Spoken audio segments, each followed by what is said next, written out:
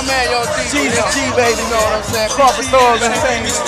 Mr. Count the money in this mother. Before Young Jeezy would establish his own clothing line, 8732, his record label, CTE, and would accumulate 2.5 million Instagram followers and another million over on Twitter. The streets was the easy way. I wasn't ready for it. In the games they play, I always said if I got jammed, I'd accept my leak. Now that it's home, man, is asking me to sneak. Before Young Jeezy would collab with the likes of T.I., Fabulous, Jay-Z, Kanye West, Future, 2 Chainz, Nas, Rihanna, Usher, and beef with Gucci Mane. I mean, real talk in a nutshell, my nigga, ain't no beef, cause that nigga know I'm out every day. If you wanna see me anytime, nigga, he come see me. Before the Snowman was diagnosed with palps on his vocal cords and Bell's palsy, which is a paralysis of the muscles on one side of his face. I tore my vocal cords, and I wasn't able to talk for like 9 months, so I had to have surgery. Before Jeezy would receive several Grammy Award nominations, have an unbroken streak of top 10 albums and 9 top 10 singles as a featured and lead artist, and then earn his third #1 album with Trap or Die 3, debuting in the top spot on the Billboard 200 chart. You already know I came in this game hard than a motherfucker, that's how I'm going out, nigga. Trap or Die 3, nigga, trust me, that way. With this man's resume, reputation, and age, I think it's fair everyone drops the Young and he is officially just Jeezy. But speaking of Young, his come-up story is one of the most interesting and respected in the world of hip-hop. His parents divorced when he was young, and Jeezy bounced between his mother's trailer to his grandmother's crib. The young boy was hungry to get ahead and took full advantage of the ongoing crack epidemic that swept America in the late 80s. From as young as 11, he was selling crack, but after several run-ins with the law, he was sent to a boot camp. When he got out, he went straight back to the streets, but then came face to face with the consequences of his trade when he found his own mom inside a crack house he had been dealing to. Get out of school, I ride my bicycle all day, up and down the street, up and down the street, up and down the street, up and down the street, all day. What's going on, guys? My name is Michael McCrudden, documenting the life and career of Young Jeezy prior to fame, here for you on Before They're Famous. You guys have long requested this video, and I want to thank SeatGeek for sponsoring this one. We recently did an After They're Famous on Gucci Mane, and perhaps you would like us to do the same for Jeezy. Let us know your requests in the comments down below, and the best way to get a hold of me is via Instagram or Twitter.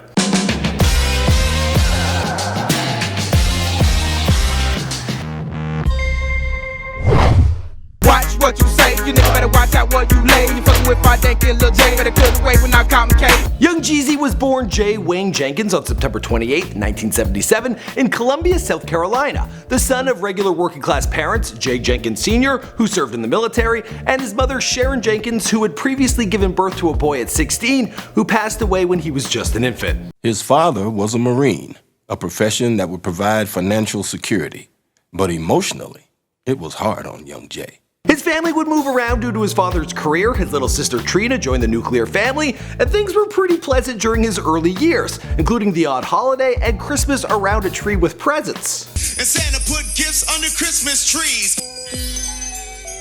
But things weren't picture perfect between his folks, and his parents went on a break, which soon after turned into a divorce. From there, things went from bad to worse. Jay, his sister, and mother then moved into his grandparents' home in small-town Hawkinsville, Georgia. Population 4,500 according to the 2010 census. Regardless of the population size, there was opportunity, and little Jay watched his older cousins earn serious street money, buying themselves Ferraris, 4-finger rings, and big block cell phones. And those, well, they were the shit.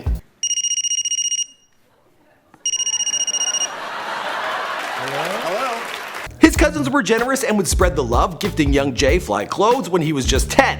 But then all of a sudden, many of his cousins got picked up by the police and were sent to the pen. By this time, his mom had found a minimum wage job cleaning houses, and she had saved up enough money to move her 2 kids into a trailer park. Following the divorce, well, his mother, she had taken up the habit of drinking, which later turned into drug use, including that of crack cocaine. I have tried it. And I can't sit up here and say that I didn't because people know me. No, I done tried it. Lil J, which was the name he initially went under as a rapper, well, during these earlier years, he took on the role of being the man inside his house, or trailer. but he was more interested in getting paper than attending school. As young as 11, he was selling coke and crack all night after middle school. Eventually, things got heated between him and his mom when he decided he no longer wanted to go to class. She nearly pulled a gun on her son, so he moved in with his grandmother, who let him do whatever the hell he wanted to do. Man, this is my Uncle Bo Slick, right? Gave me my first $40. I ain't looked back since. By the age of 12, he was spending his time on the streets full-time, pulling in money and getting involved in gunfights. He had long given up on school, but was making bank, and due to the crack epidemic sweeping America, there was plenty of money to be made. A drug so pure and so strong, it might just as well be called crack of doom. Lil J was associated with the Black Mafia family, which the FBI has described as one of the largest cocaine cartels in America. Local authorities eventually became wise to what he was up to, and after several run-ins with the Popo, well, he was put away for 9 months in a Youth Challenge Academy boot camp. This was back when he was just 17. There he sparked up a friendship with Demetrius Kink Ellerby, who is now the CEO of CTE. The two would bond over smoking weed. Lil J also became a father at a young age, and with the birth of a child came the motivation to stay out of prison, stay alive, and continue to make bank. So he decided to set up a record label so he could promote artists, initially having no plans of becoming one himself. I never cashed a check, so I had to call him back and ask him to get the check. I was just so used to dealing with cash, so I never wanted to fuck with checks. I thought that was some lame shit. To keep money coming in, and by now the dealer was making some serious bank, he crossed paths with his own mother inside a crack house, which really messed him up. Selling drugs was his way to get ahead, but he'd come face to face with its consequences. Boy, that escalated quickly.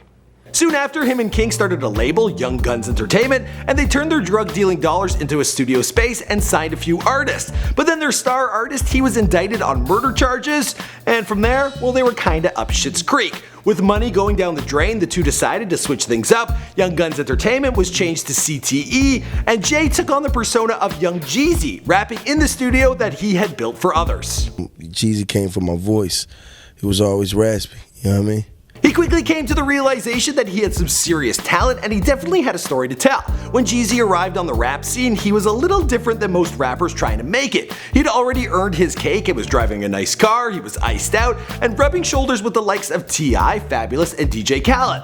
But no one knew who he was. So Young Jeezy made a push to get his music played in strip clubs. And seeing as this man, well, is a dealer, he knew a few local spots. Onyx, Strokers, Follies, you name it, I've never been there. Jazzy Tees? Of course. Jeezy released his first independent album, Thuggin' Under the Influence, or TUI, in 2001 under the name Lil J. It featured artists such as Freddie J, Kinky B, Fidank, and Lil Jon, who also produced some of the tracks. In 2003, Jeezy released, also independently, Come Shop With Me, a 2-CD set featuring completely new tracks, also some from TUI. And Fabulous grabbed the mic and started ripping it down on top of the bar, like, you know, we just having a good time. And he's like, yo, let my man Jeezy rock. And I was like, I ain't know Jeezy was an artist. All of a sudden there was a huge buzz surrounding the dealer turned rapper, and bidding wars between Warner, Interscope, and Def Jam Records, who all kept throwing money at the star who had been dubbed the hottest thing on the streets. But Jay didn't need no money. The kid was already ballin' like he's Kobe.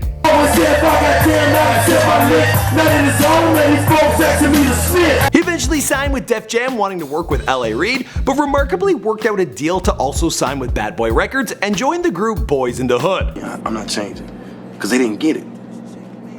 So they was like, nah. I'm like, fuck y'all, I don't need y'all money, I'm cool.